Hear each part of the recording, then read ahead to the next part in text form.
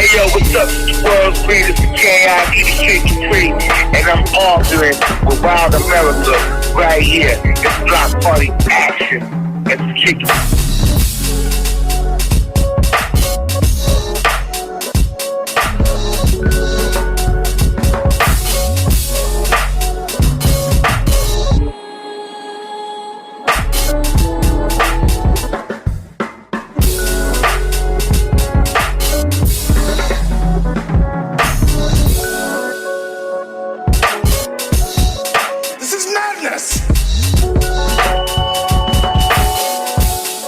Listen carefully.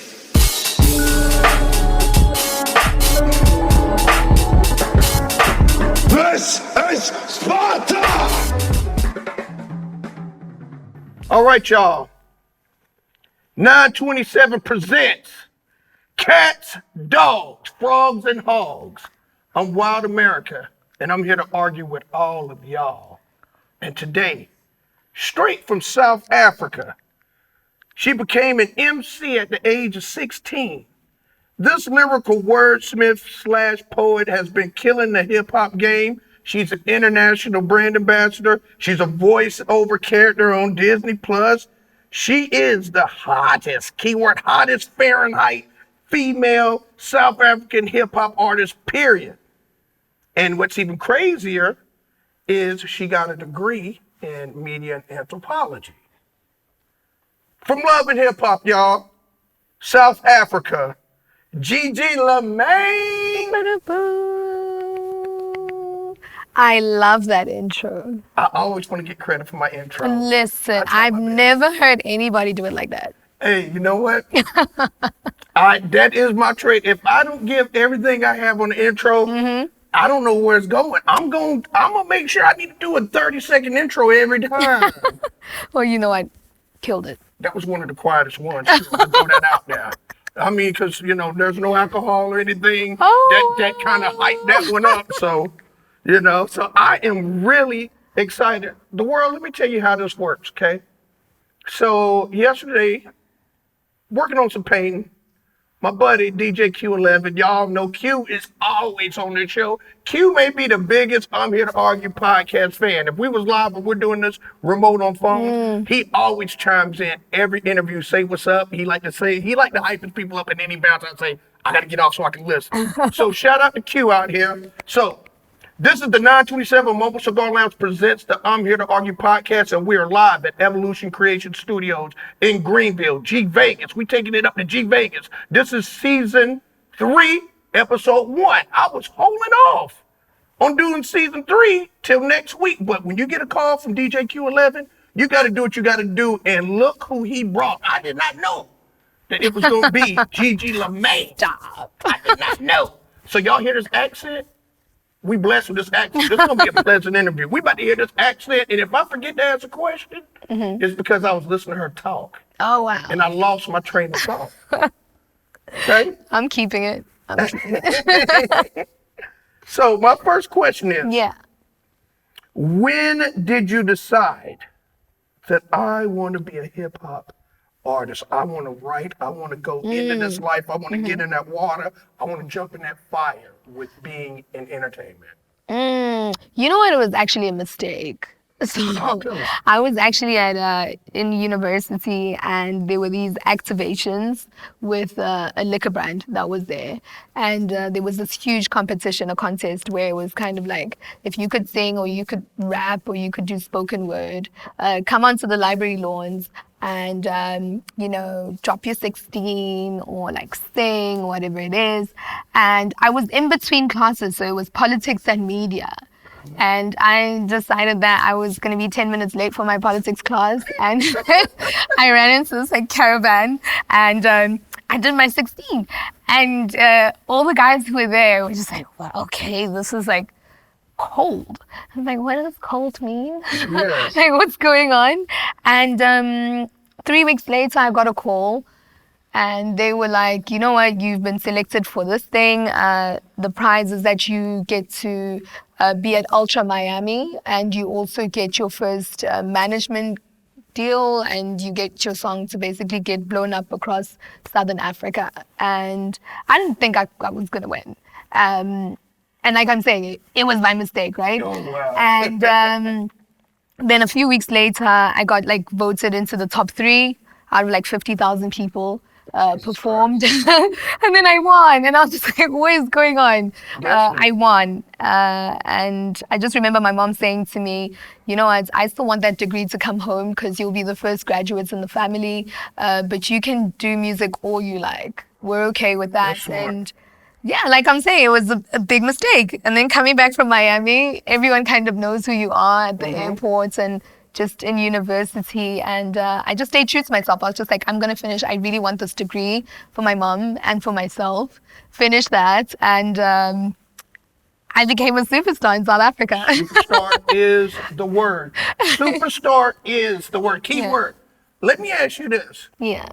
So, and I heard you say the word university. Yeah. Why is it an African thing? Why don't they say college in there? What's the that is a very good question because college is not university. Like university is better than college. Like I'll explain that to you though, because the university I went to is a sister school to Yale. Okay. So I mean, Yale is not Yale College, right? It's Yale University. So the University of the Witwatersrand is also a university. Same colors, almost the same emblem. Everything is like similar, but like colleges. I mean, people do go to colleges, and college comes just before university. Okay. But yeah, we call it university, and it's like the toughest to get into. So when you get your stripes from university, you make sure you say university because it's tough to get in there. Listen, see, we already learning something right now. Yeah. Think about this, y'all. We are like 5 minutes in and she already done schooled us to the game of what is university. Yeah. University, I got to say it like that too. I went to the university. University. So walk me through this. Yeah. When did you realize, like, oh my God, this happened? Like, when did it pop and you realize, I'm there now. I'm that chick now. I'm that diva. I'm that star. What moment in your career so far where, like, it just popped? Like, you could have been on stage and were like, bam, I'm it now. She is me. I don't know if I'm it now because I'm just, like, super hungry. And I'm super, I don't know if I'm there now, but when I kind of figured out that it was like definitely a calling and what the universe or God in this instance would want me to be was probably when I performed at the president's inauguration in my country. So just being called up to do that, I mean, what female rapper, like what rapper does like a performance at the presidential inauguration, right? That was unheard of. That is, I'm like, wow. Yeah, and I was the youngest there, and I think that's when I kind of knew, okay, this is like a serious calling. But in terms of being there yet, I don't feel I'm there yet. Like, I like that feeling. You stay hungry. How do you do? Did the university? I'm still hungry until I'm full. I'm never gonna be full. Like, it's kind of like if you go to Olive Garden, you get that bottomless pasta. What? Some people, they get that second plate of bottomless pasta and they pay the money. And they be like, I paid my $13, I got 2 plates. But there's some people like, I want all the pasta. Like, yeah, I definitely want all the pasta. They're getting it. Yeah. No, I'm not. I don't get easily satisfied. Like, I'm my biggest critic. I'm definitely like a perfectionist, and perfection doesn't exist. Is it hard? Is it hard? Is it hard as an artist? Is it hard for when you record a song? Yeah. Like, you did the song great, and everybody thinks the song is great, but it's like you feel like you left some meat on there, or I mean, I'm an artist, but I'm a Black woman.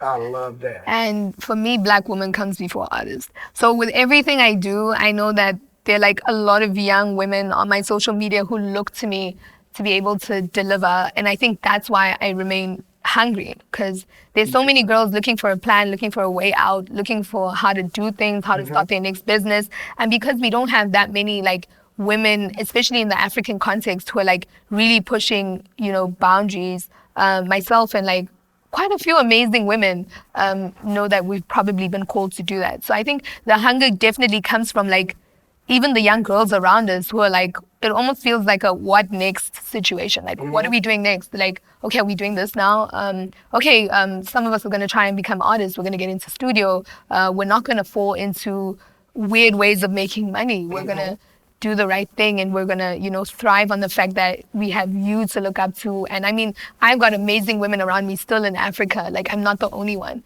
So I think the hunger definitely comes from that. Just knowing that I'm a young Black woman with responsibilities. I haven't had kids of my own yet. I've never been married yet. Because I just feel like the agenda is bigger, the cause is bigger. Once you know that your purpose is bigger, it's not very easy to settle. It's not very easy to compromise. My mom always says I probably would have been some political activist, but I was literally born when apartheid ended. So chances are, I might have gone into politics to try and change the world.